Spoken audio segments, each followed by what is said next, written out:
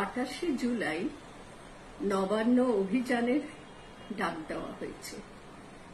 অভিযানের ডাক দিয়েছেন যারা, তারা তাদের পরিচয় জানিয়েছেন।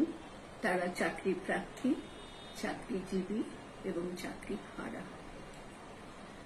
তো যদি আমরা মনে করি কেবল এই চাকরি জগতের মানুষরাই এই অভিযানের ডাক দিয়েছে, তরুণরা, বিশেষ করে তরুণ বয়সীরা, তাহলে ভুল হবে। এই তিন পক্ষ গোটা রাজ্য জুড়ে সকলের জন্য যে ধরনের বঞ্চনার চিত্র, বাস্তব চিত্র আমরা দেখতে পাচ্ছি ঘটে চলেছে সরকারের পক্ষ থেকে, আমি বলি শাসক দলের পক্ষ থেকে। শাসক দলের সঙ্গে যারা আজকে যুক্ত, তারা যথাযথ প্রক্রিয়ায় মানুষের গণতান্ত্রিক অধিকার, মানবিক অধিকার, সেগুলোকে মর্যাদা দিতে ব্যর্থ হচ্ছে। এই অভিযানে যে বক্তব্যগুলো রাখা হয়েছে, যে দাবিগুলি তোলা হয়েছে, সেই দাবিগুলি রাজ্যের সার্বিক দুরবস্থার ছবিটাকে স্পষ্ট করে তোলে। মানুষের প্রয়োজনীয় খাদ্য নেই, দুর্মূল্য খাদ্য, মানুষের বা দেশবাসীর, রাজ্যবাসীর শিক্ষা ব্যবস্থা প্রায় ধ্বংসের পর্যায়ে।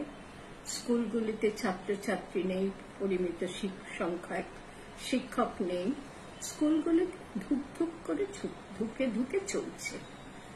স্বাস্থ্য ব্যবস্থার পরিণতি আরো খারাপ। স্বাস্থ্য ব্যবস্থায়, সরকারি স্বাস্থ্য ব্যবস্থায় মানুষজন পরিমিত চিকিৎসা পাচ্ছে না, সুলভে চিকিৎসা পাচ্ছে না, বিনামূল্যে চিকিৎসা পাওয়ার কথা পাচ্ছে না। স্কুল পাশ করে বা কলেজ পাশ করে কাজ, চাকরি, শুধু চাকরি নয়, কাজ, যে কাজ করে পরিবার পালন করা যাবে সেই কাজও পাচ্ছে না মানুষ।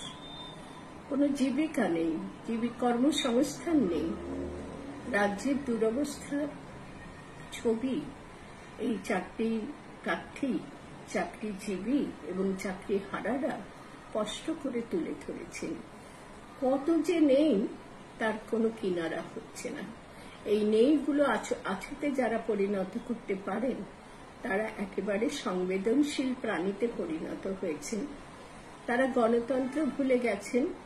গণতন্ত্র ভুলে জনগণের হাতেই যে সমস্ত ক্ষমতা, সেটা ভুলে জনগণকে অসহায় বানিয়ে রেখে, নিরন্ন বানিয়ে রেখে, ক্ষুধা কাতর বানিয়ে রেখে, কর্মসংস্থানের জন্য ছুটে বেড়ানো প্রাণী হিসেবে তাদের মনে তোলপাড় তুলে দেওয়া, এই সমস্ত কিছুকে চালু করে রেখে এক ধরনের ছল প্রতারণা করে তারা রাজ্য চালাচ্ছেন শাসক দলপক্ষ।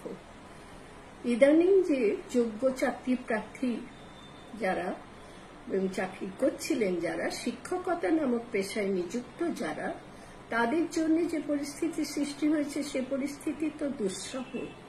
কল্পনাও করতে পারি না যে আমরা যেরকম পরিস্থিতি হতে পারে। চাকরি করছিল, প্রায় 10 বছর ধরে চাকরি করছিলেন যারা, শিক্ষকতা নামক পেশায় নিযুক্ত হয়ে, শিক্ষকতা সমস্ত জীবিকার মধ্যে অন্যতম জীবিকা বলে গণ্য হয়। অত্যন্ত মর্যাদা সম্পন্ন একটি জীবিকা।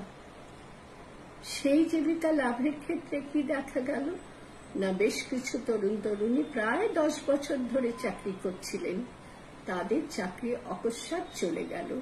কিছু তো কি অভিযোগ না, তাদের নিযুক্তিতে যোগ্য অযোগ্য মিলে গেছে।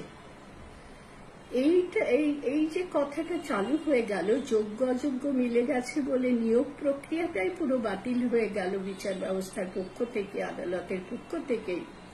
এরকম ঘটনা আমাদের কাছে কল্পনার অতীত।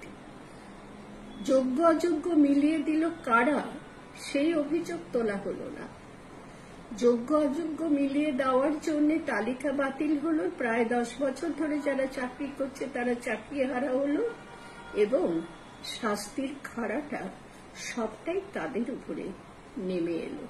তাদের জীবন বিপন্ন বলা যায়, আহত না বলে বলা যায় হত জীবন যাত্রা তারা এখনো কোনো ক্রমে টেনে নিয়ে চলেছে।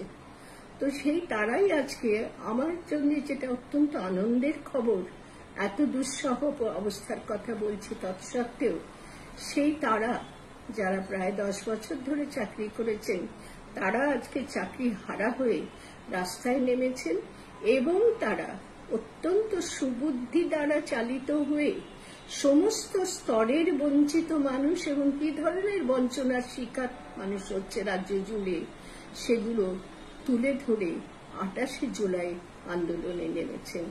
অর্থাৎ তারা নিজেরা বুঝতে পেরেছেন কি ধরনের দুঃসহ পরিস্থিতি তৈরি করা হচ্ছে রাজ্যে, এবং সকলেই যারা মুখর হতে পারেন না তাদের পক্ষে তারা মুখর হয়ে পুলিশের লাঠির ঘা এবং শাসক দলের বিরুদ্ধাচরণ করলে যে শাস্তি পেতে হয়, সে সমস্ত শাস্তির সম্ভাবনা সত্ত্বেও তারা আন্দোলনে নামছেন। বিপুল বিদ্রোহ, বিপুল বিপুল বিপ্লবের ডাক দিয়েছেন আমি বলবো রাজ্য জুড়ে, কারণ তারা কেবল নিজেদের বঞ্চনার কথা তুলে ধরছেন না, তারা সর্বশ্রেণীর সর্বস্তরের মানুষের বঞ্চনার কথা তুলে ধরেছেন। আমি তাদের সাবাস জানাচ্ছি, তাদের এই আন্দোলনে পূর্ণ সমর্থন জানাচ্ছি। আমি মনে করি এই আন্দোলনের সাফল্য অসাফল্য দ্বারা আন্দোলনের মূল্যায়ন যেন কেউ না করে। এই আন্দোলন আমি বিশেষ করে যারা করছেন তাদের জন্য, তাদের প্রতি আমার নিজের পক্ষ থেকে একজন প্রবীণ নাগরিক হিসেবেও কৃতজ্ঞতা জানাচ্ছি যে তারা শুভ বুদ্ধি সম্পন্ন হয়ে এই ধরনের আন্দোলনে এগিয়ে এসেছেন। সমস্ত বঞ্চিত মানুষদের কথা তারা ভাবতে পারছেন, কেবল নিজেদের বঞ্চনার কথা নয়, এবং সেই বঞ্চনার ছবি তারা তুলে ধরেছেন তাদের প্রচারপত্রে।